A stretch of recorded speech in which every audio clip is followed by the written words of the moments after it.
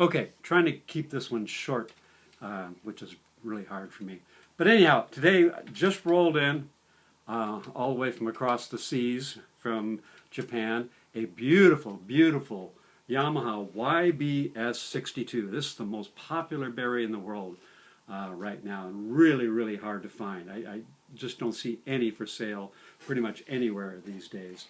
So this is a used one. I do have a brand new one, and some guy's going to choose between the two pretty quick. But anyhow, it's just in crazy, crazy nice shape. You can see usually down the side, it's usually scratches and dents all up and down the side, and there's not a scratch on that side. Usually the bottom bow is all smashed up, and this one has the receiver and includes the adjustable foot peg, floor peg. I keep on calling it a foot peg. It's actually a floor peg. You can see the pads are just like brand new. Beautiful engraving up and down the bell. And almost always the bell lip's been repaired, almost 99% of them. And again, the bell lip's in great, great, great shape, which is pretty rare. So there's one little ding right between the C and the C sharp, right there. Trying to get it in the light just right. But right there, there's a little ding. It's a real tough spot to get it out, and it's a really crazy spot to have one. But there's a little ding there, and there's a little piece of tarnish in the engraving. Where's it at? Right there.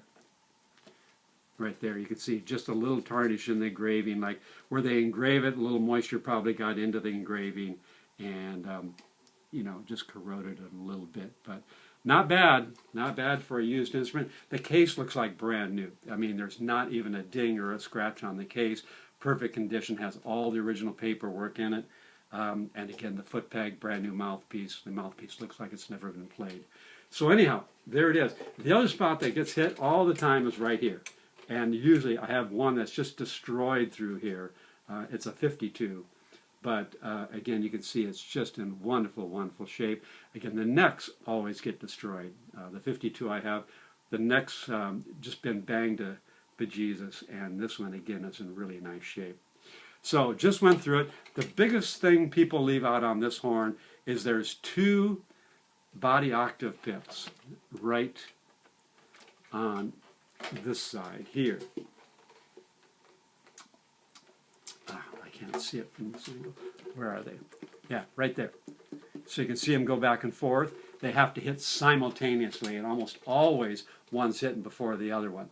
The other one they miss is the low C sharp linkage down here. There's a linkage to keep the C sharp shut. Right here, there's an extra linkage coming down here from the B natural to hold the C sharp shut. C sharp shut. See, say that 5 times. So you can go right from C sharp to the low A without hitting anything else. A lot of the old horns don't have that linkage, and a lot of times it's not in adjustment, so you can't get it from there to there. So right from the C sharp, and then you can go right from the C natural,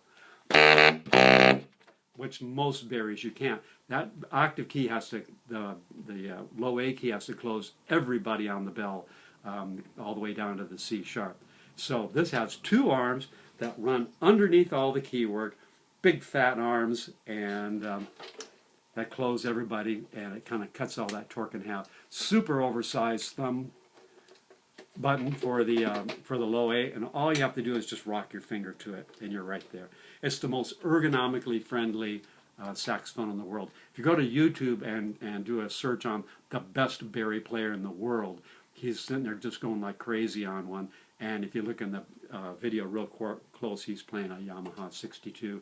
This is a Yamaha 62 Series 2. So I don't think they've come out with a Series 3 yet. But anyhow, this has been a standard for quite a while. Between the 2 and the 3, they added the linkage between the low B flat and the low B natural C sharp, so you can get around those lower keys. So you can pop right out that A.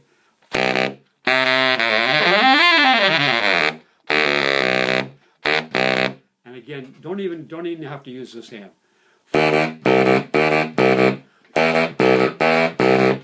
to the A. Makes it really fast. And of course up to the high F sharp.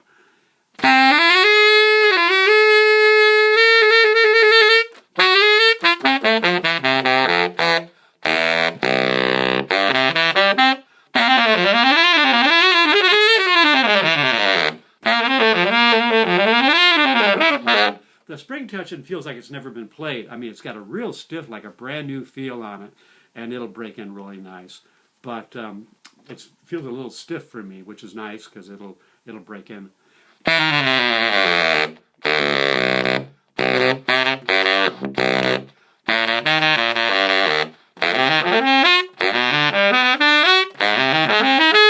again, the front F is right there. It's just a roll away.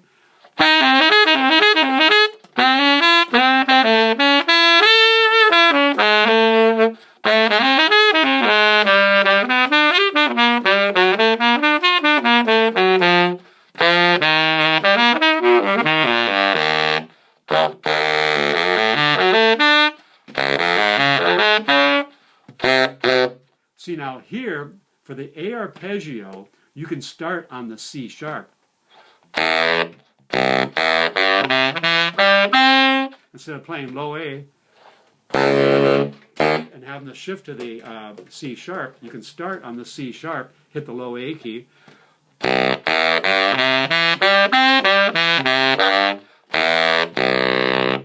you can actually play the G sharp with the C sharp key.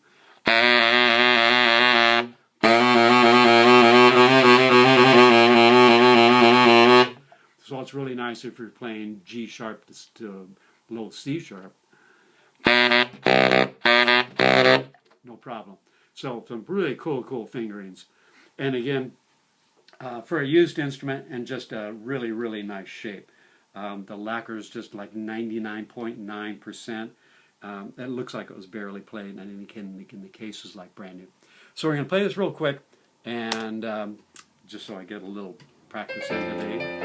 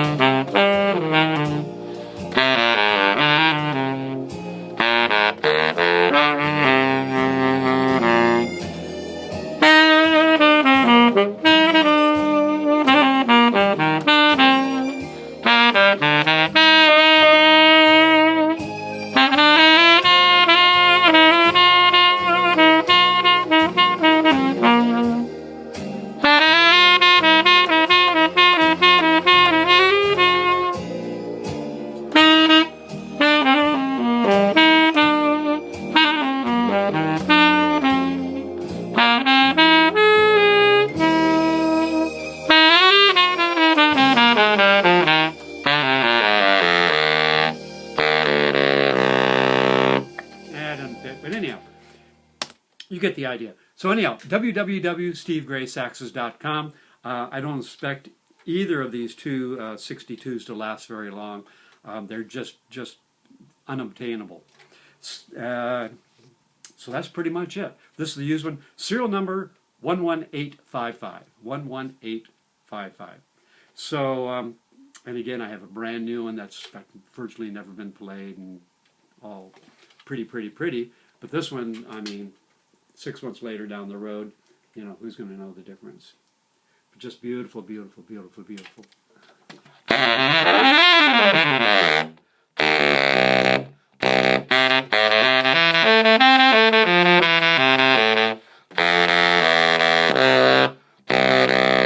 Sorry, that was me.